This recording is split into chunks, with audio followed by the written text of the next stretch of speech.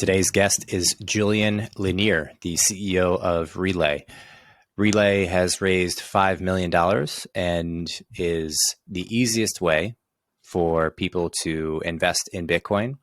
They take Bitcoin directly as part of your paycheck and buy it on market, hold it.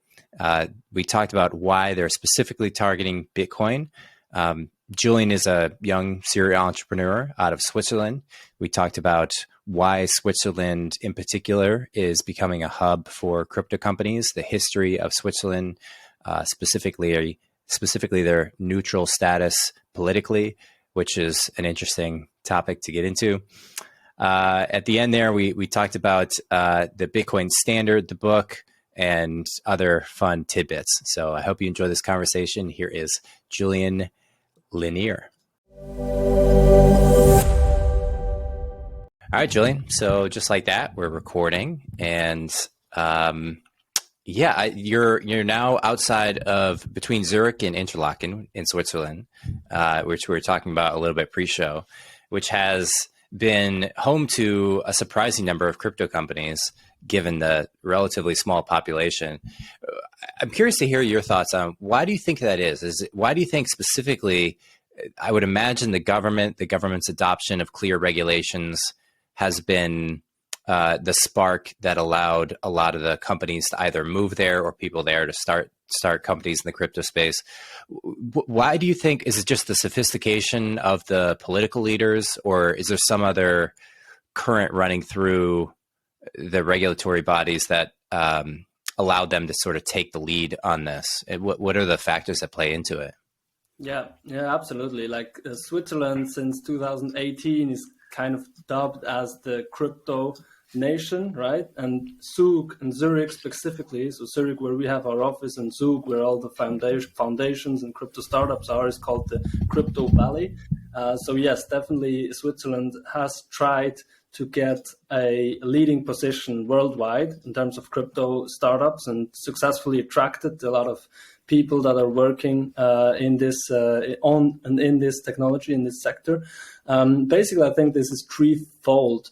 One is really, as you said, like regulation. Our government already in 2018, it was one of the highest government leaders, Johann Schneider-Ammann, who said at a conference that we want to be the leading nation in this. We want to be called the crypto nation, and we want to be welcoming startups working on this, and we want to build a regulatory framework that is welcoming and open to this new technology and fostering innovation. So this is really high on the political agenda. That's why from a political, but also regulatory, legal, and compliance point of view, we are very open and welcoming for this kind of innovation. That's why so many startups are really located here now from all over the world. Like Ethereum was one of the first foundations that has been set up in Zug, and in Zug you can even pay your taxes with Bitcoin and other cryptocurrencies. So this is definitely number one, like the regulatory framework. Number two is we are organized. Even though we're a very small country with 8 million people, we are organized very decentralized and community focused, which aligns very well with the values of blockchain, crypto, Bitcoin, this whole sector.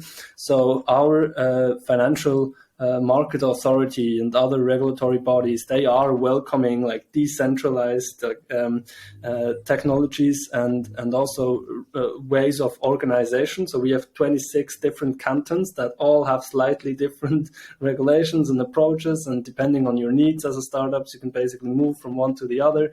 And also community-based, like they really welcome feedback from the industry whenever they do changes in regulation and stuff like that. So I think this kind of decentralization at the core of our country is number two. And then number three, also as well, the talent. Like we have great universities like the ETH and the EPFL, which are some of the Europe-wide, some of the top technical universities. So we get a lot of talent. We've great education systems, and even though they're quite expensive, they're really very, very good scientists, researchers, but also like practitioners. Obviously, we have a great finance industry and a great credibility and reputation in terms of financial services, which also helps. I mean, it's about decentralized finance, not only technology, right? So I think these 3 points are mainly helping to us to really become a global hub for Bitcoin, crypto, blockchain, etc. It's funny because there's two things that you didn't say that I think of most prominently when I think of Switzerland. Maybe a third. I think when I think of Switzerland, I think of like Watsons and chocolate, but I also think of political neutrality and monetary custody. So I think coming out of World War II, Switzerland's stance, I think for both wars, was politically neutral. I know at least for World War II, right? It was both wars. And it's, I don't know the origin or the founding of the country, but I think that they've been neutral throughout pretty much all or most confrontations throughout Europe and the world. And then after World War II, they became, I think the story, correct me if I'm wrong, but I think they became the place that, because they had this political neutrality, Jewish people put their money into Swiss banks. And when those people didn't come back, there was like this situation where the banks just had a ton of money. And that was like the situation that Switzerland was in, which kind of, now you're rolling into a situation in the 50s, 60s, 70s, and 1950s, 60s, 70s, where they have a bunch of money. They're known for the banking security and political neutrality, which is a super valuable like chess piece to have in the scheme of all the volatility throughout Europe.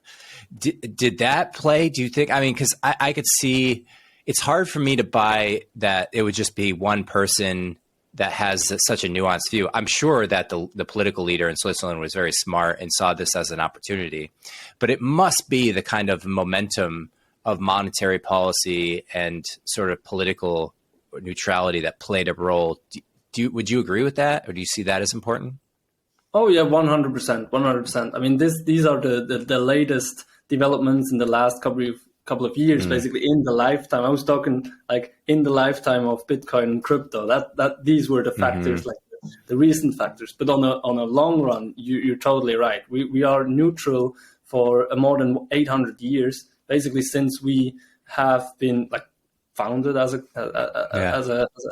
nation, as a sovereign nation. And by the way, we're the only European country that didn't change borders for 800 years, precisely because we are neutral. And as you said correctly as well, we did develop or into this country that has a lot of credibility and a very stable setup from a legal and compliance perspective. We're very, very trusted, like this financial space where things are safe, because we also have very stable political organizations and leaders, and our government's very stable, our currency is very stable, and all that kind of stuff. And plus this neutrality, like this legal certainty, plus this neutrality, plus this reputation as being like trusted and credible. Obviously, in the wars, especially where things, where shit hits the fan, money is trying to get, like the rich people are trying to get their gold and their money into somewhere where it's safe. And at the same time, what also our political leaders were very smart on, I think probably 100 years ago, or like before World War One, they developed this concept of the banking secrecy, which is also famous around the world, right? So we're probably, until a couple of years ago, like maybe 5 years ago, there was a banking secrecy, whereas wherever your money comes from, if it's in Switzerland, like no one can get information of where this money comes from, who you are, and stuff like that. And so that was also on top of the other two factors mentioned. This was probably the third factor making us just worldwide the most attractive place to store value and store wealth and money. And that's why we basically, and then obviously it's a great business model. We were making for decades now a lot of money on these rich people putting money in our private banks and asset management companies and investment banks, and we were also starting to become very professional in asset management and helping their wealth to not only preserve but also grow, right? And so obviously also made great business out of it, and this great whole concept and reputation definitely helped us become a financial hub, and now also a hub in decentralized finance, crypto finance. Yeah. So interesting. It's such an interesting position to be in, because I would think that there's a lot of political pressure on both sides to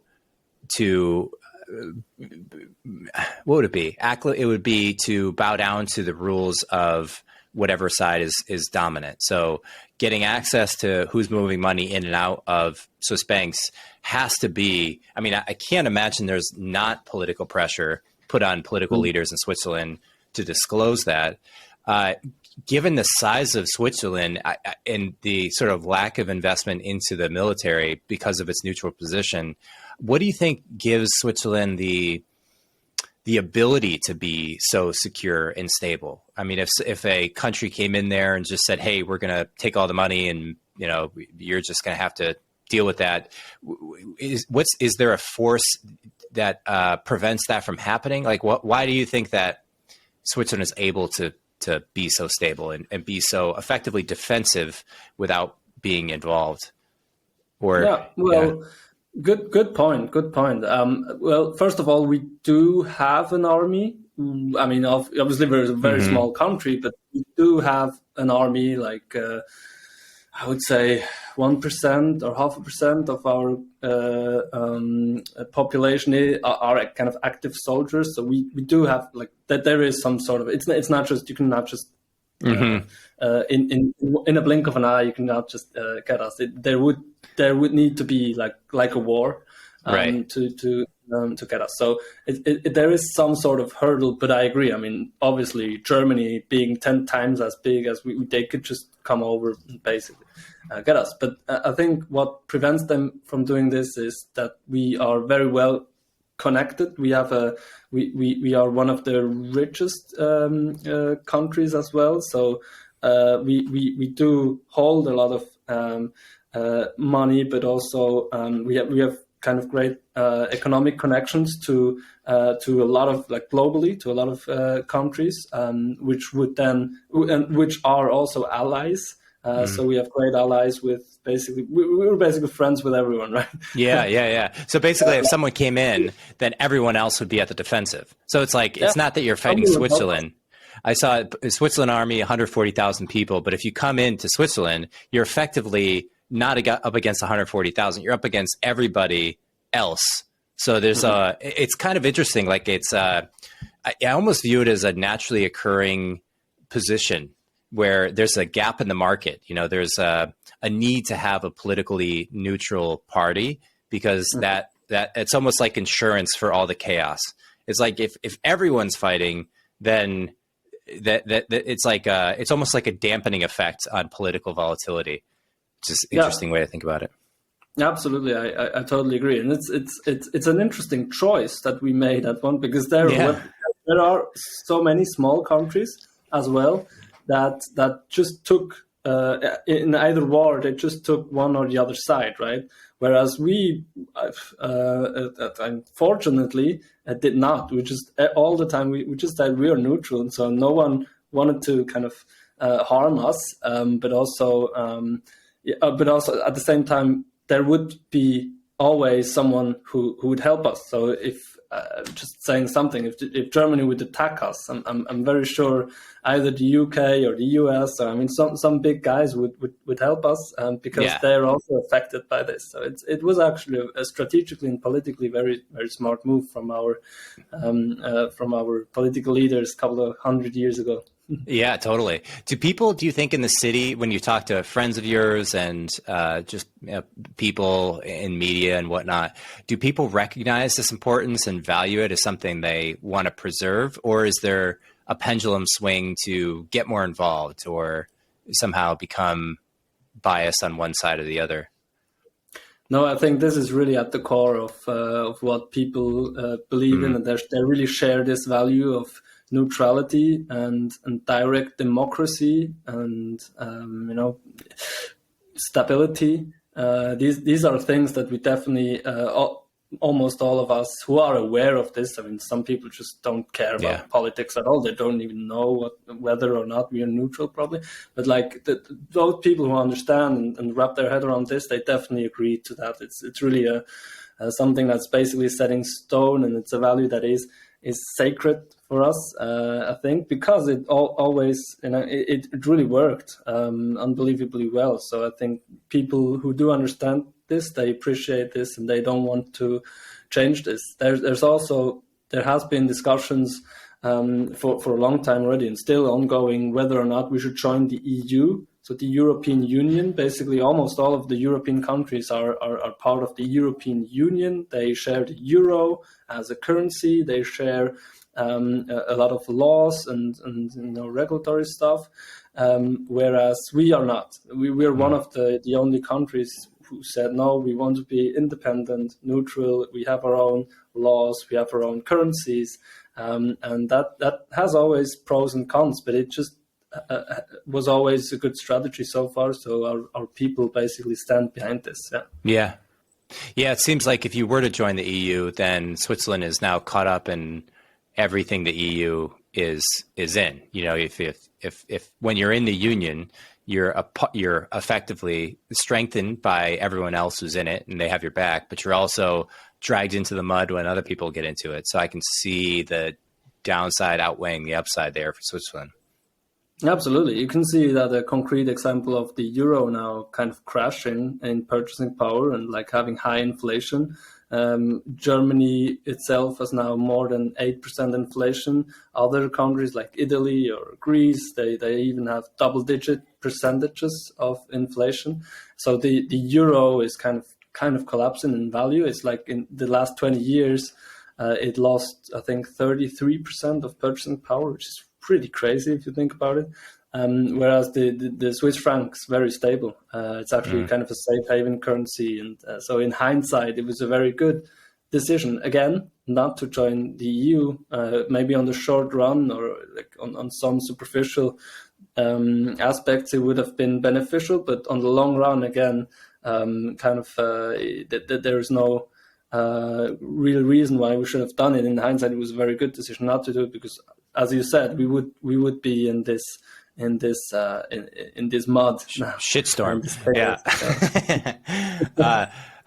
How do you feel let me ask you this. What do you think is driving so much inflation across the world? It seems like mostly the Western world, although I'm not sure how Eastern countries are experiencing inflation or to what degree they are as well. But do you feel it's generally a effect of COVID, of stimulus packages that were coming out of COVID a few years ago, or are there other things that you think are influencing inflation throughout the world?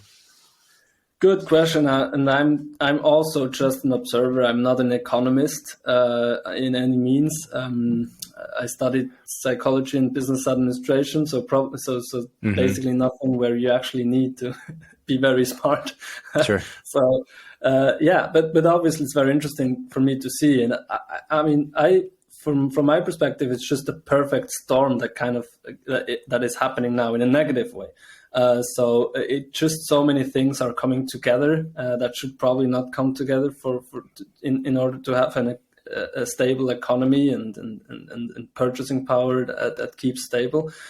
So I mean, it probably already started more than 10 years ago with the financial crisis, where things were so over leveraged that we had this crash, and then the money printing really started, and it just kept going for 10 years without really people noticing, because inflation didn't hit yet, but there was just so much more money every year. It's just too much money on the market, where at one point this needs to lead to inflation, and it has been only accelerated by COVID, obviously, in order to avoid a sudden crash and a recession. On the short term, this works if you put more money into the system, but on the long run, exactly what happens now and what a lot of smart people, economic leaders, like thinkers like Preston Pysh and others just really talked about now for 1 or 2 years already, is that the inflation will be massive. Obviously, if you print more and more money and the interest rates are zero or even negative, then this leads to inflation, and first slowly, but then suddenly, right? And this suddenly phase is really what we are experiencing now. I mean, it's really crazy to see 9.1% inflation in US dollar in June, with basically zero or very low interest rates. I mean, this really has never been the case. This high inflation has been the last time, I think, in beginning of the 80s, and then the interest rates were way higher. So this kind of still made sense, but now the gap is so big.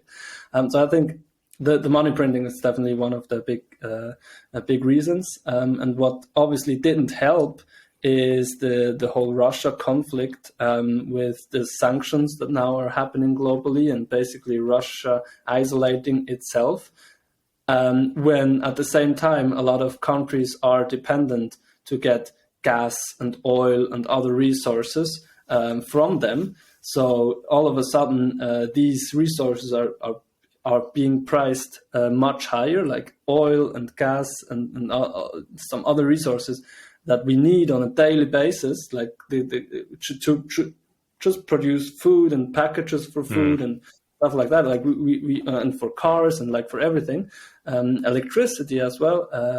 These things are just exploding in price, like between 30 and 50% increase in price in the last couple of months since we have this Russian conflict.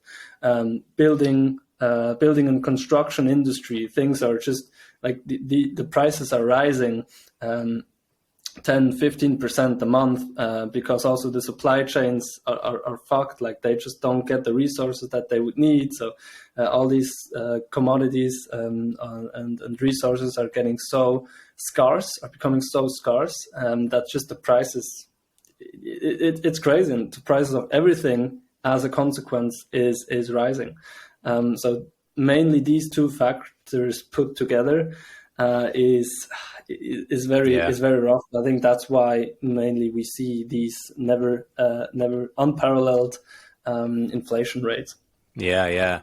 And I would think that immediately now people would recognize the importance of cryptocurrencies for a few purposes. One is a store of value, which Bitcoin obviously comes to mind as the dominant currency for storing value.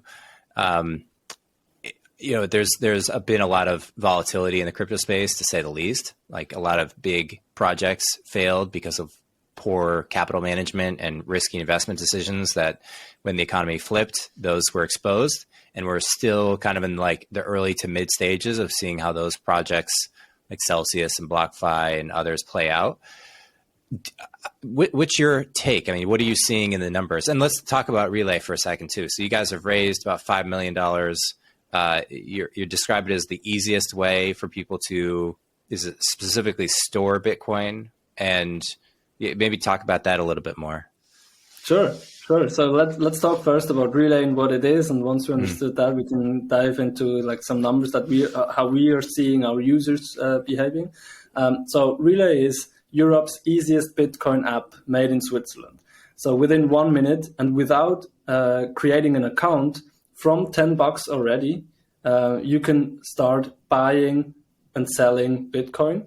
You can also create a savings plan, so you can auto invest like on a weekly basis very easily. And also you have your own non-custodial wallet, meaning you can also store, send, receive, and pay online with your Bitcoin. Basically everything you want to do right now with Bitcoin out of one hand, very simply and user-friendly and secure, Swiss-made. So that's basically the the pitch and why people like to use us. We're mainly seen as a savings and investment app. So what most of our users do is they buy Bitcoin either in single purchases or 60% of our users actually have an auto savings plan running. So they see Bitcoin as this great store of value asset, savings technology, and they put like a small amount every week or every month into it. That's kind of our main users. So this is also our narrative for Bitcoin currently. We see really Bitcoin as you said before, this digital gold, this great savings technology, and we believe that it's the best way to save money for especially the young people in the 21st century. And we describe a little bit more this drip savings concept. So it's like people are dripping in Bitcoin as a percentage of their paycheck. And is that going through Relai, or they would purchase it on an exchange and then deposit it into the Relai wallet?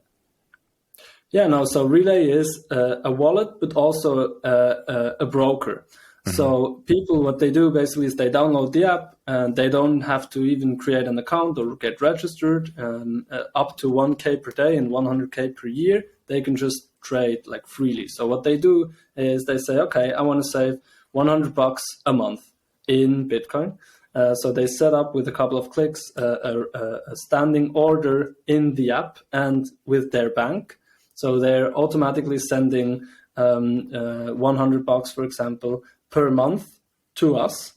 We immediately, when we get the money, exchange it to Bitcoin on different exchanges and liquidity pools, and then we send it back to their Relai wallet. So basically, as a user, you can, within a couple of clicks, within 1 minute, set up a recurring investment, and then you're sending money on a regular basis to us and get Bitcoin to your non-custodial wallet, so your actual ownership every week or every month. So that's basically how the auto invest feature works.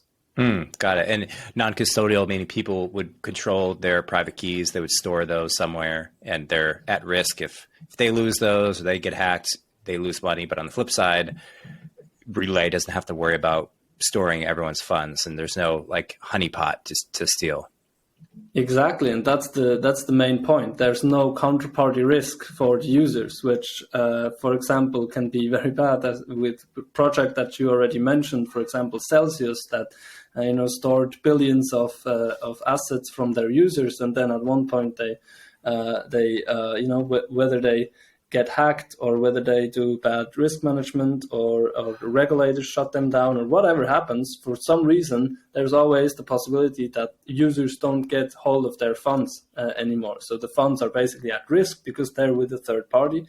So that's called the counterparty risk, right? And this you don't have with us or with any other non-custodial wallet, which is a great advantage. But on the flip side, as you mentioned, this also comes with a responsibility for the user that obviously they then need to control themselves. So they don't have a counterparty risk. They maybe have like their own risk of losing access to Bitcoin. But we make this as simple as possible for the user. Like we explain what to do within the app, also within our blog and other content. And people are really getting accustomed to this. 3 years ago, it was still very hard for people to wrap their head around, like, what do I need to do with these 12 words, and what's a private key, and why is it important to store it and not to lose it, and don't give anyone else access to it. And so there was many questions. But now we really see, if you take the user at the hand and explain these things, these are concepts that are finding their way into the heads of the people, and they get accustomed to it. It's still going to take a couple of years, and it's also going to be improved. We're working on a couple of things also to improve this, not only us, but the whole Bitcoin community. And I think this really will become the main way how people store their Bitcoin in a non-custodial way, because these are there are a lot of benefits to that. And where are you guys now, either in users or transaction volume, or I know you've raised 5 million, but how far along the road have you gotten so far? Sure. Yeah. So we launched the app to the market exactly 2 years ago. So July 2020, we went live. So we're only 2 years old, and we raised around 5 million so far from venture capitalists, like, for example, Red Alpine Ventures, who is a big name here in Europe, specifically also in Switzerland. They invested in N26, for example, the second biggest neobank here in Europe. But we have a couple of venture capitalists, but also angel investors, and we recently did a crowd equity round, which is very exciting, where our users basically could invest from $10 on into the company, which is fun. We raised 5 million. We are now 20 full-time employees, and we are doing a transaction volume or trading volume per month of around 7 to 8 million. And making substantial revenue with that already, and there are more than 20,000 orders or investments per month with us, and we're selling a couple of hundred Bitcoins to our users per month. That's awesome. And your model, the revenue model of the business, is a percentage on the conversion? Yeah, exactly. So basically just the trading fee, you pay 1% whenever you buy or sell, and that's the only thing you pay. So the app is free, holding the Bitcoin free, so there's no asset under management fee or whatever. So holding the Bitcoin is free. Sending around the Bitcoin is almost free, but it's only just the Bitcoin transaction fee, a couple of cents.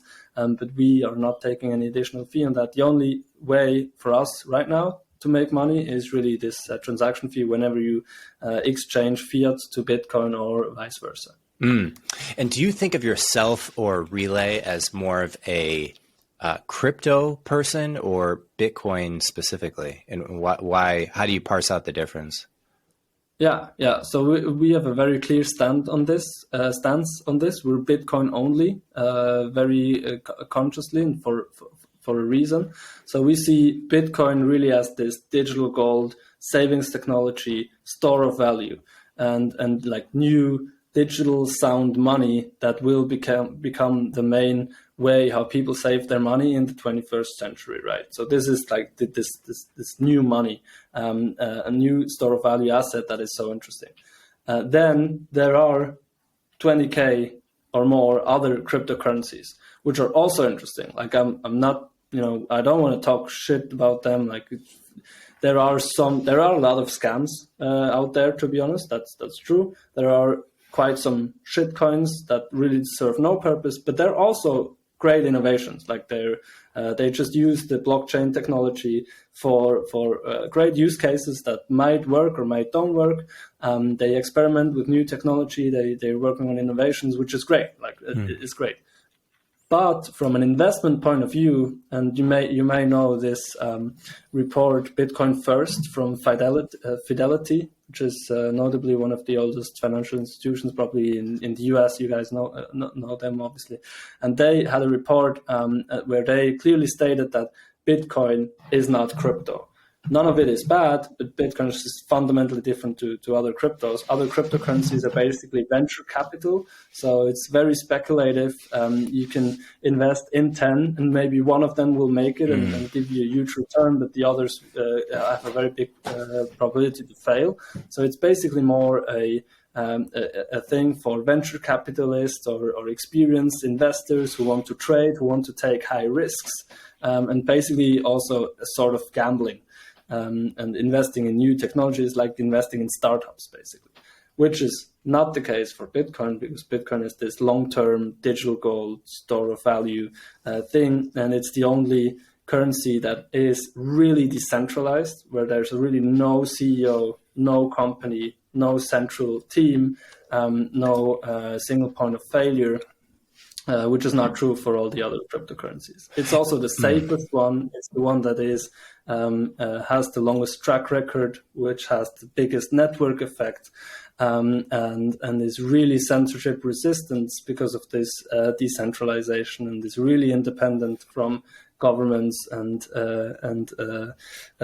banks and so forth. So there's so many differences to Bitcoin that we really made the conscious decision of being Bitcoin only, even though a lot of people don't really understand in the first in the first place.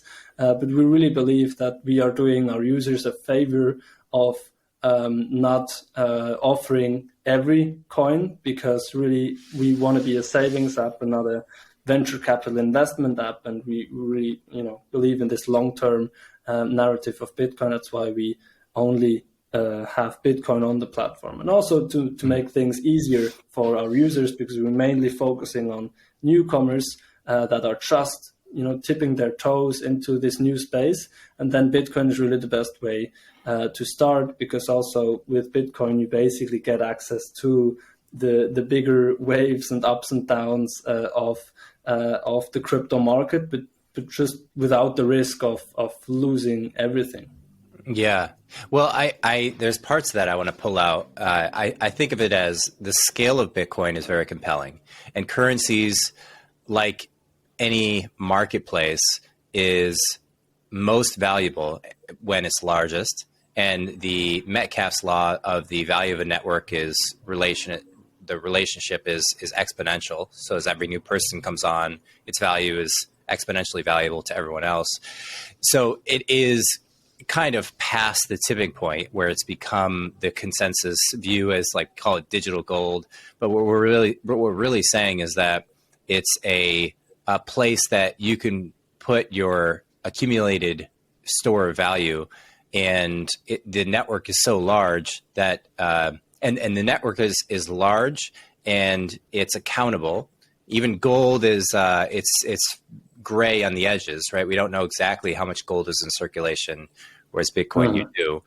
Not accounting for like lost wallets and that sort of stuff. You don't actually know how much of the Bitcoin currency is technically like within circulation or able to be used and controlled by human beings. Then I think of the proof of work as a concept that's uniquely different. So proof of work being the idea that miners are paid out based on their hash rate of their ability to solve complex algorithms, and that this is an investment into the network that provides more rigidity and stability than proof of stake, because the people who put the most money or stake the most money into a cryptocurrency with proof of stake have the most leverage. So I think of I think of it as the key attributes of a currency you want to design for long-term store of value being the correct incentives to change the design of the network. Like, who can modify the base code of Bitcoin? Is it the people who own Bitcoin? How is that determined? And that's different for each of the different currencies. And then how is the actual consensus delivered? And proof of work to me seems like the people knock it because of the energy usage that it consumes, but the upside for that energy usage is precisely the ability to have this technology in the first place and not have it be dependent on people who are purely storing the money and have the power from their staking abilities, because that is much more volatile. Someone with a ton of money could just stake a ton and then all of a sudden carry a much greater vote in the network. And then it's all about existential risks. The chances that the whole Bitcoin network is hacked, or somehow a large percentage of it is stolen. Like, this is what Fidelity, large banks, you running this company are thinking about. And it seems like Bitcoin is probably 10 times more stable or robust than its nearest cryptocurrency competitor. But I wonder, like, is quantum computing a potential, like, decryption might outpace encryption technology? I know China's investing a ton into decryption, which, like, there's an existential threat right there. I don't know how real that is or where the timeline is. But yeah, I think about I think about the black swans. How does the whole thing? How is everyone wrong in the future, if at all? Good question. Yeah. So I think the main risk is that there is a bug somewhere in the network, in the protocol, in the software that we haven't found yet. Imagine. Imagine. But it's possible. I mean, there was a bug, quite critical bug, found early enough. Fortunately, it was like 2 years ago. It was a very critical bug. Like, if the wrong person would have found this and exploited this, then probably Bitcoin would be quite dead now, or at least they're irrelevant. So there's always the possibility. The probability is very low and getting lower every day. Right. Because for 12 years now it didn't happen. So why should it happen now when billions are on the network? But still, it's probably a big possible black swan event. Then there's always the what if we have a global meltdown of electricity, if there's no internet connection anymore, what happens then? I think this has also some validity. It's kind of valid to a certain degree, but then also we would have other problems probably if this would happen. And also it would actually, because of satellites, and also because of the network would not break, it would just stop until it would go online again. So I think this has been discussed also in length. And then yes, the quantum computer thing is a potential threat, because the algorithms or the cryptography as it is now basically would be the newest quantum computing approaches. If they were to be realized, they could break this. But it's also quite easy, once this will happen, or kind of a bit before, it would also be quite easy to just update. I think there are BIPs, so Bitcoin improvement proposals in the pipeline already. We could just update it, and then this would again hold against the encryption. The encryption would again hold against quantum computing. Again, not an expert in this, but that's kind of the Bitcoin community answer to this. So I feel like yes, there's always ways thinkable how a system could break. But I think Bitcoin is one of these systems that has really been thought through very, very hard by many people, smart people, and that also has been battle tested like more than any other system in the world, in my opinion. So it's a shot, and it's the shot where I probably would put most of my bets on, that if something can make it as a digital, independent, decentralized form of money, it would be this protocol, because as said, it has been thought through and tested and being live for more than a decade and battle tested more than any other system. And how do you think about, I'm curious, you probably thought about this a lot, but what are the things that need to happen in global society to make Bitcoin more mainstream, or accelerate the growth at which it is becoming mainstream, and truly deliver on this store of value? So what needs to happen? What does it look like, maybe with respect to the price or the other externalities in society? How do you sort of see like the pieces falling here? Yeah, so I think still the problem is, and this persists for a long time already, that there is so much money that at one point will need and want to flow into Bitcoin, and there's still a barrier. There's still a gap. I mean, it is ongoing and it's developing quite nicely. I mean, projects like us, Relai, is really here for the retail investors, for the small ones. Then there need to be solutions for institutional investors. That's Fidelity and others working on that. And there needs to be solutions or also role models for nations getting into Bitcoin. So, for example, Relai, we're still small. We do have 130K app downloads, around 30K active users, which it shows that and we're obviously not the only ones. These are the services, also like Coinbase and all these bigger ones, who make the access for the retail investor easier. And so this is ongoing. These solutions are becoming easier and easier, but it takes time also for people to really wrap their head around Bitcoin, because it is complex. It is a new technology. The internet and credit cards and all these innovations, they took several decades until they actually got into the heads of the people and really penetrated or have been broadly distributed in society. So this just takes time. If you compare Bitcoin users in terms of users to the internet, then we're in around 1998. So right now, Bitcoin has around 300 million users. That's what the internet had in 1998. Before even Facebook was started and Google and all of these, Amazon and stuff like that, even before the biggest bubble that popped in 2001, right? So now, obviously, half of the world is using the internet, like 3-4 billion people, and then back then it was 300 million. So this is kind of still the way, the upside we can and will go. So this is in terms of retail users, but then also in terms of institutional investors and companies like Tesla, for example, MicroStrategy, Fidelity, and others. Bigger institutions are already heavily investing into Bitcoin, and companies like NYDIG, for example, making this access, like institutional grade access, in order for the big money to be able to flow into the system, making it possible. But this also takes years of development and regulatory compliance stuff.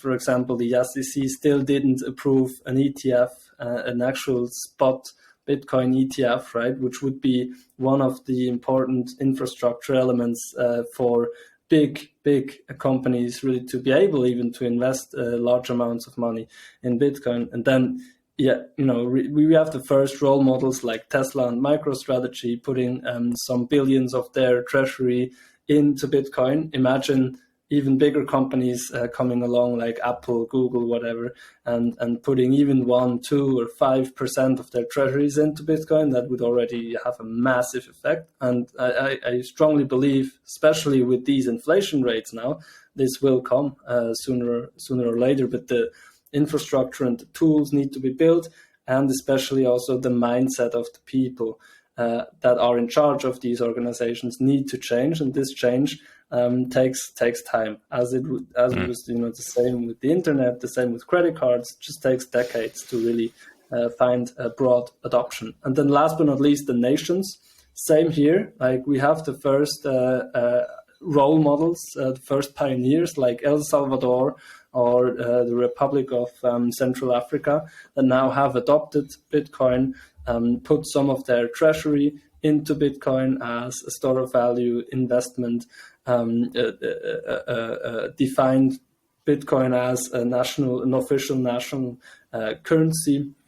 And there are other, especially African and South American countries that are trying to follow this. But obviously, again, this takes a long time. But if you would have told me that this would happen 5 years ago, 2017, where we had the ICO bubble and stuff like that, this would have been unimaginable. And now we're here, and I think in 5 years there will be even more interesting stuff announced.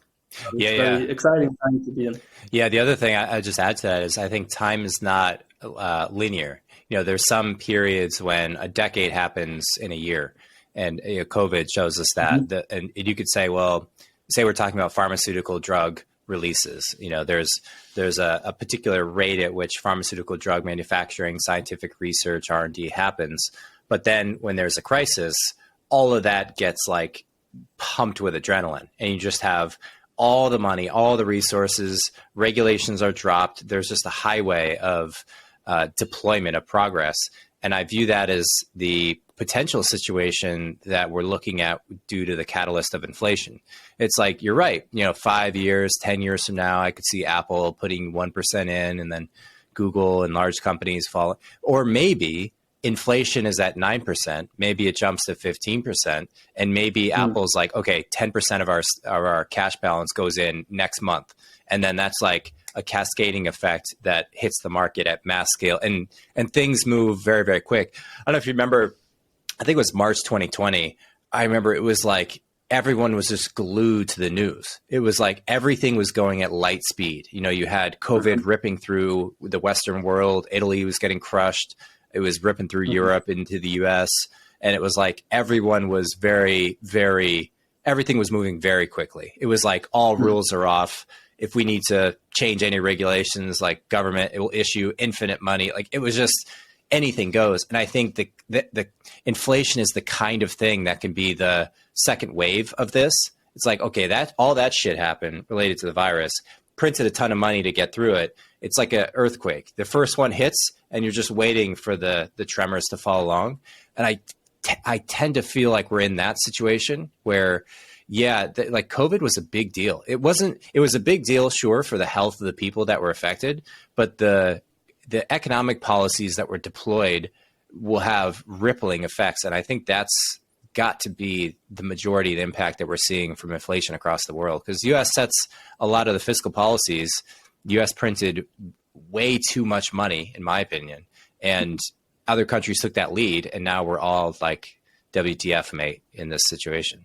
It's like, I just can't see. I mean, how does Apple, Google, like pick the top S&P, like 200 companies, 500 companies? How do they not, in the next 6 months, put at least 5%, 10% of their balance in Bitcoin?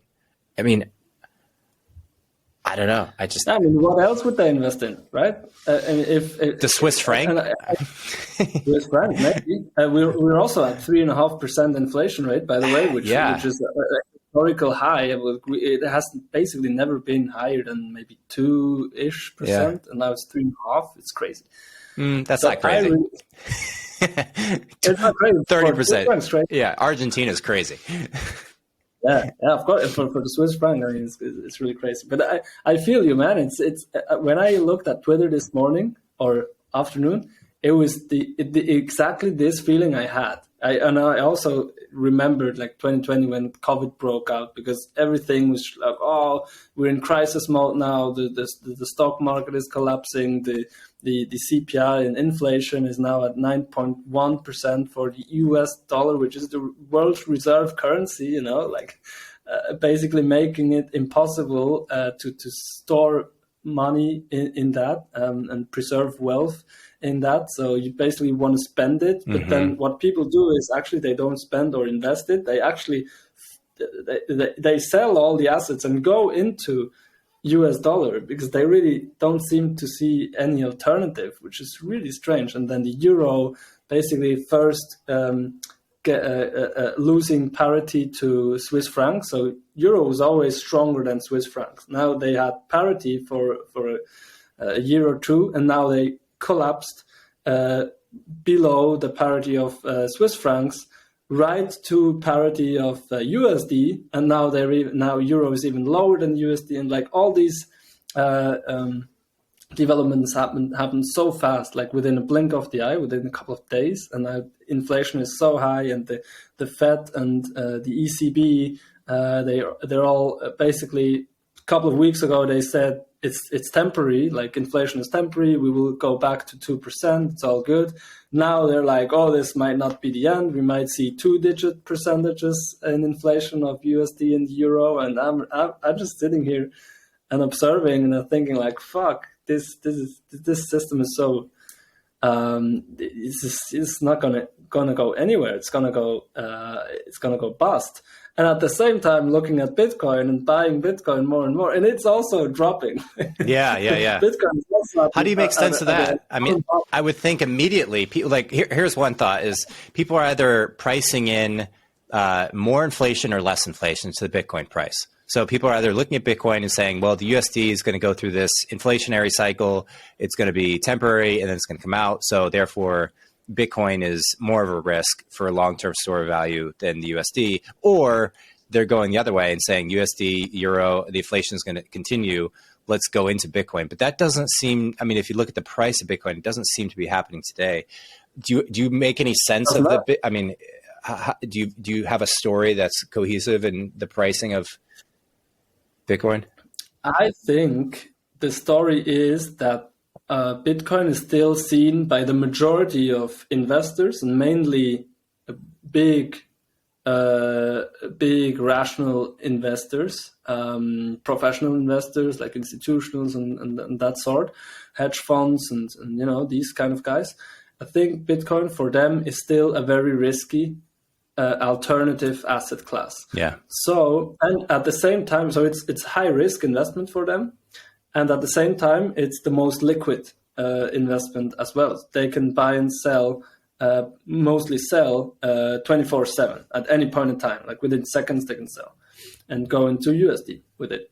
So I think that's what happens. If times are good, they're allocating a couple of percent of their portfolios into Bitcoin.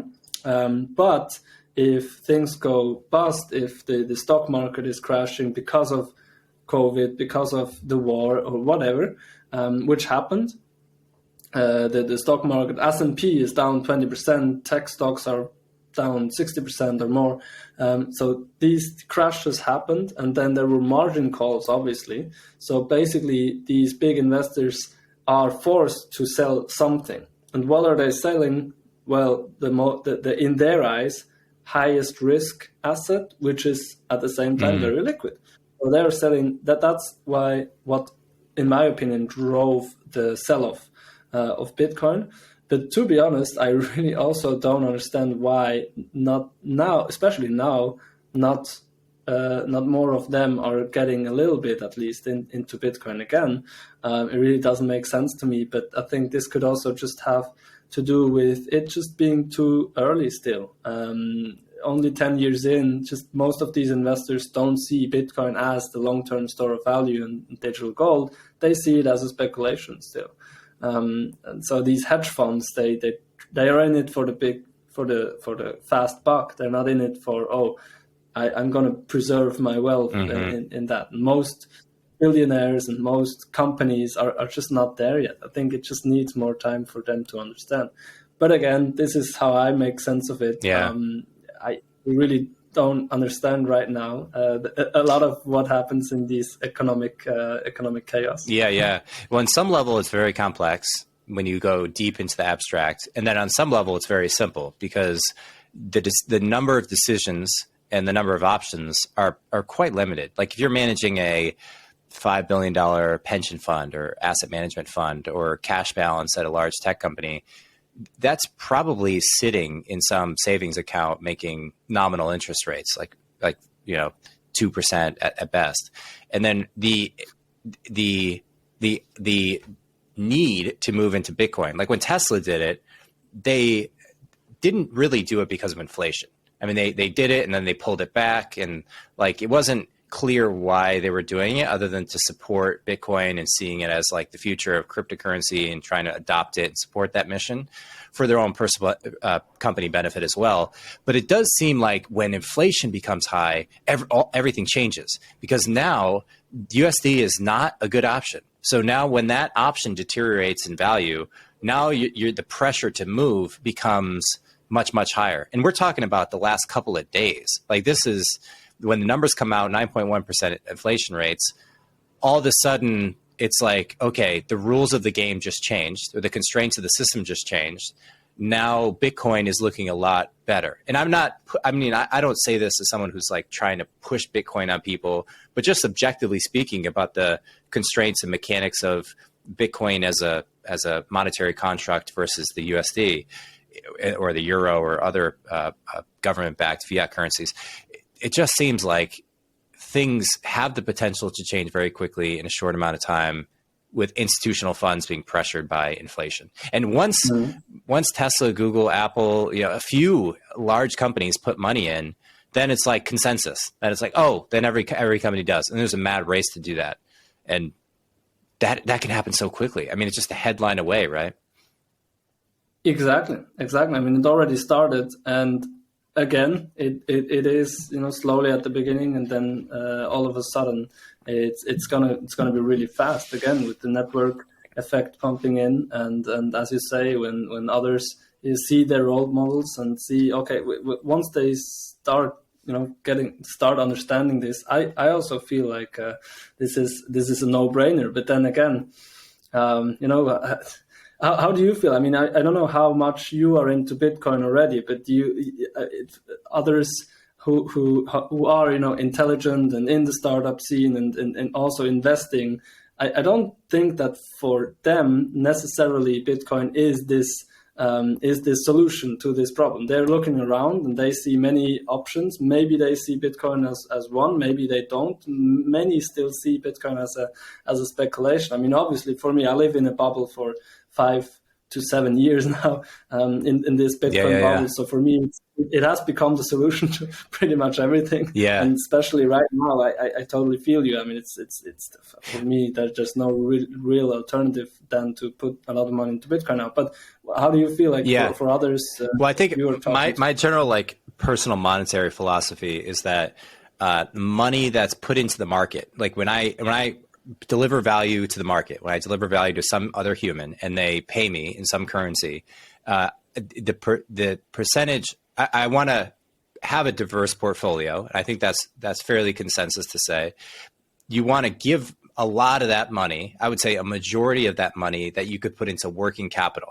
And that means you could give it to other people to do productive things. You could invest in companies, you could just put it in the stock market, but you're effectively giving it to other people to then spend to build more goods and services. And I think that that's a major value add that has return on that investment. So that would be like the simplest way would just put it in the market, put it in the S&P 500, buy some large cap ETF. And that was going to go up and down. That's not like a preserve capital philosophy. That's like a growth philosophy. And across that spectrum, there's varying levels of risk reward. So like bonds on the low end or high volatility equities on the high end. But either way, you're putting money back into society and letting people make progress with that money. Bitcoin I see as not that. And gold is not that. Gold is like, I'm not going to give anything back. I'm going to hold it for myself. And I'm going to keep this scorecard, whether it's gold or Bitcoin or diamonds or whatever else. It's not going to be able to be used by everyone else. And I think the negative externality here is that if everyone withdraws from the market, everyone pulls back and says, I'm not going to give my value that I've earned to anybody else, then the whole machine kind of seizes. It's like an engine without oil. It's like it needs a constant flow of currency through it to then liquidate new ventures, provide capital to investors who give it to entrepreneurs who build value, who hire people. And so I see that economic engine as something that needs like a reimbursement. Whoever benefits from the accumulation of value is incentivized and should, I mean, for the benefit of everyone, put it back into the market. And if you take it out, like in the case of Bitcoin, it works as long as everyone doesn't take it out at the same time. Just as long as everyone doesn't take their money out of the bank at the same time. But if everyone were to buy Bitcoin at the same time, and there was no money, relatively little percentage of total capital in the market flowing back in, then the whole thing would kind of seize. And maybe the value of Bitcoin goes up for a period of time. But even then, I think Bitcoin starts to become non-opportunistic. Then it's like people are looking for the next area. So I view it as like a throttling system. Bitcoin can only grow as fast as the market is declining. And when the prices of like great companies get really low, people come out of Bitcoin, they go back into the market, they give it back to people. This is kind of a strange analogy, but I'll throw it out there for you. There's like when ant colonies, a common way that ant colonies survive difficult times, like winter months when it's really cold and there's no food. Most of the time when they go out, they find food, they bring it in, they process it, and then they all consume that energy. But they keep these, like there's a special kind of ant that's it's like a repo ant or something. It's basically an ant that has a giant abdomen that's full of like sugary fluid. And it's just, these things just are in part of the ant colony and they just hang there for rough times. And I think of that as every time I think of Bitcoin conceptually, I'm like, this is what it is for society. It's like, it's not the main source of consumption or energy, but it's the backup in case there's no outside productivity happening or energy sources. So yeah. That's a great. I've heard a lot of animal analogies for Bitcoin, Yeah, but nothing about ants yet. Maybe I'll tweet that out. I like it. I mean, it's kind of a symbiotic relationship between investing your money into stock market and also at the same time into Bitcoin, and then kind of leveling this out depending on how the market goes. You put more into the market when it goes well, and you put more into the kind of safe haven Bitcoin when it goes low. And that's actually a very that's a very smart observation, and I think that's also what many rational investors who are open to this innovation of this Bitcoin is what they're doing, is that most of them are not. I mean, the Bitcoin maximalists obviously are Bitcoiners. Some of them are very heavy into Bitcoin only, and stocks are not relevant and whatever. But the main consensus is probably really that, okay, yes, I do invest in Bitcoin because I see this as this growing store of value. But then as well, at the same time, they invest in ETFs and stocks and maybe even startups. So I think that this kind of duality makes a lot of sense. Yeah, and I agree with the Bitcoin maxis on the concept that so going back to like the ant analogy, like the method through which we're storing long-term value or energy in storage is changing. Maybe it was gold in the past, but that's changing to Bitcoin. So in a way, this new technology is acting as an equity, even though it's not a company that's selling a product and service in the market.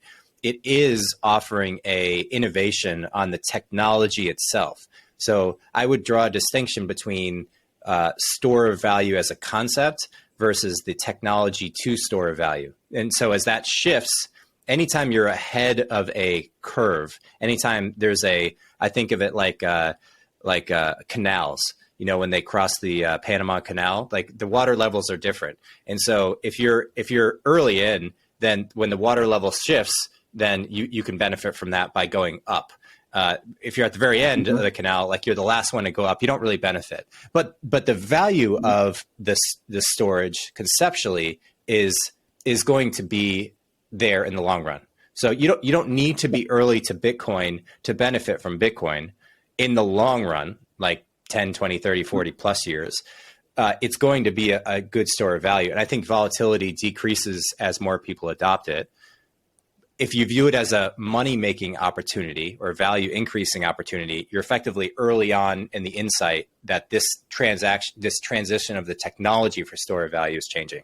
So, exactly, it's like investing. Like I think Saifedean Ammous wrote this in his book, The Bitcoin Standard. I think he said it's like if you're investing into Bitcoin now, which is an emerging store of value. It's only 10 years old. It's still emerging, right?